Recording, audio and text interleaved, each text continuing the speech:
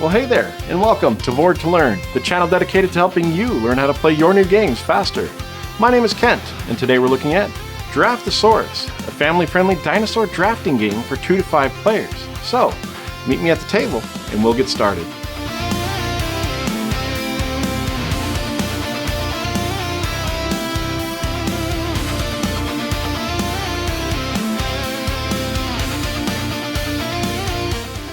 In Draftosaurus, every player is building their own dinosaur zoo.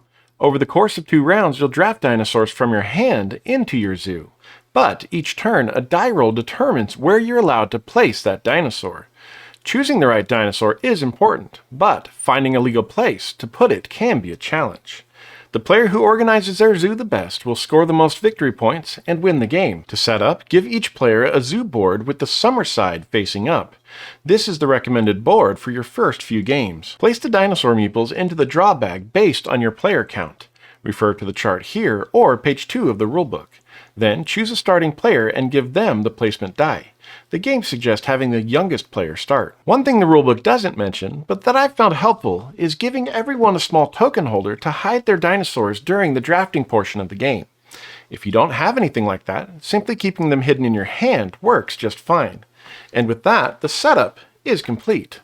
Before we talk about how to play the game, let's take a quick look at your zoo, because every enclosure scores in a different way. Your zoo is divided into 4 sections. The upper half is the woodlands, while the lower half is the grasslands. The river also divides the zoo into 2 sides. The food court is on the left, while the restrooms are on the right. There are 6 enclosures in your zoo, and each one has a unique way of scoring. On the food court side, we have the Forest of Sameness. As the name suggests, you can only play one species of dinosaur here. You'll fill it from left to right, and the more dinosaurs you fit inside, the more points it's worth. The Woody Trio can hold up to 3 dinosaurs of any kind, but you'll only score the points if you have exactly 3 dinosaurs inside. The Prairie of Love can hold any species of dinosaur. You score 5 points for every matching pair of the same species. On the restroom side of the zoo, we have the King of the Jungle. It only holds a single dinosaur. At the end of the game, you'll score 7 points if you have at least as many dinosaurs of that species as every other player. If another player has more than you, this enclosure scores nothing. The Meadow of Differences works the opposite of the Forest of Sameness. Every dinosaur in this enclosure must be a different species. The more dinosaurs you place here, the more points you'll score. And finally, we have Solitary Island, which also holds just 1 dinosaur. It scores 7 points only if that dinosaur is the only one of its species anywhere in your zoo. If you ever can't legally place a dinosaur into one of your enclosures, or simply don't want to, you may always place it into the river instead. The river ignores all placement restrictions, and each dinosaur there is simply worth 1 victory point at the end of the game. There is one last thing to talk about in your zoo. The T-Rex. This is a special dinosaur, and at the end of the game, you'll score 1 additional point for every enclosure containing at least 1 T-Rex. Now that you know what every enclosure is looking for, let's see how you'll actually fill your zoo. Draftosaurus is played over 2 rounds, with 6 turns in each round. At the beginning of every round, each player will secretly draw 6 dinosaurs from the bag. If you have a holder, place the dinosaurs into it, making sure to keep them secret. Otherwise, keep them hidden in your hand. Each turn begins with the roll of the placement die. The player holding the die rolls it into the middle of the table so everyone can see the result. The player who rolled the die is exempt from its restrictions this turn. The die result tells every other player where they're allowed to place a dinosaur this turn. Let's quickly look at the icons found on the die. If the die shows this icon, you can only place a dinosaur in an enclosure found in the woodlands this turn. This one is for the grasslands. Find an enclosure in the grasslands to place your dinosaur. Next is the food court. You may only place a dinosaur in an enclosure on the left side of the board. Then we have the restrooms, which represents the enclosures on the right side of the board. This icon represents an empty enclosure. You must place a dinosaur into an enclosure that has no other dinosaurs in it. The final icon is watch out for the T-Rex. You must place your dinosaur into an enclosure that does not already contain a T-Rex.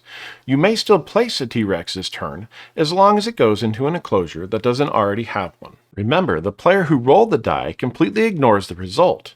They may place their chosen dinosaur anywhere they can legally place it in their zoo. This gives the roller a small advantage, while everyone else has to work around the die restriction. Once the die has been rolled, everyone will simultaneously choose a dinosaur. reveal it, and place it into their zoo. Remember, if you ever can't legally place a dinosaur into one of your enclosures, or simply don't want to, you may always place it into the river instead. Speaking of dinosaurs, there are 6 different dinosaur species in the game.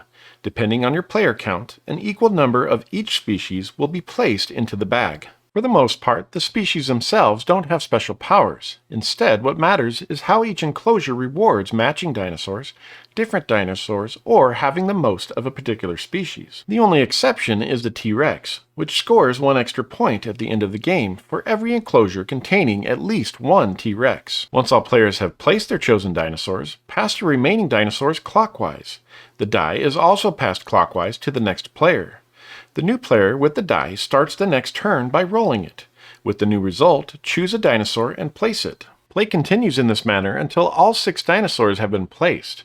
The second round works just like the first round. All players draw 6 more dinosaurs from the bag and repeat the same steps until everyone has 12 dinosaurs in their zoo. Once the 12th dinosaur is placed, the game is over, and we move into scoring. Use a paper and pencil to count up the points for each enclosure. The Forest of Sameness and the Meadow of Differences have the point values printed directly on the board based on the number of dinosaurs they contain. The Prairie of Love scores 5 points for each pair of the same species. The Woody Trio scores 7 points for having exactly 3 dinosaurs. The King of the Jungle scores 7 points if you have at least as many of that dinosaur in your zoo as every other player. Solitary Island scores 7 points if it contains the only dinosaur of that species anywhere in your zoo. Don't forget to add 1 point for each dinosaur in the river, as well as 1 point for every enclosure containing at least 1 T-Rex. Add all of your points together. If you have the highest total, you've built the best dinosaur zoo and win the game. If there is a tie, the tied player with the fewest T-Rexes takes the victory. If you're playing with only 2 players, things change a bit. Instead of playing 2 rounds, you'll play 4 shorter rounds. At the start of each round, both players draw 6 dinosaurs as normal.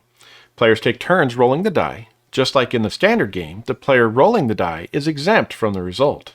Then each player chooses 1 dinosaur to place in their zoo, followed by a second dinosaur that is removed from the game and returned to the box. The remaining dinosaurs are passed to the other player, and the round continues. Since you're both removing dinosaurs before passing your hand, you'll have much more control over what your opponent receives, making the 2-player game feel a bit more strategic. At the end of the 4th round, each player will still have 12 dinosaurs in their zoo, and scoring is exactly the same. There is a winter side to the board where the rules are a little different. Once you've played a few games, flip your board over and give it a try for an even greater challenge. And that's how to play Draftosaurus. If you found this video helpful, please give it a like and consider subscribing so you can learn even more great games. Turn the bell on to be notified of my latest videos.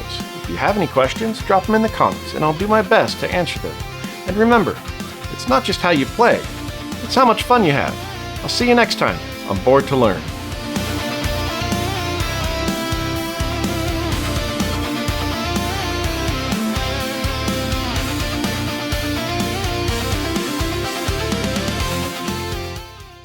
Draftosaurus, a family-friendly dinosaur drafting game. Family-friendly? Each turn, the player with the die, add all of your points together. If you have the highest total, you've built the best dinosaur zoo.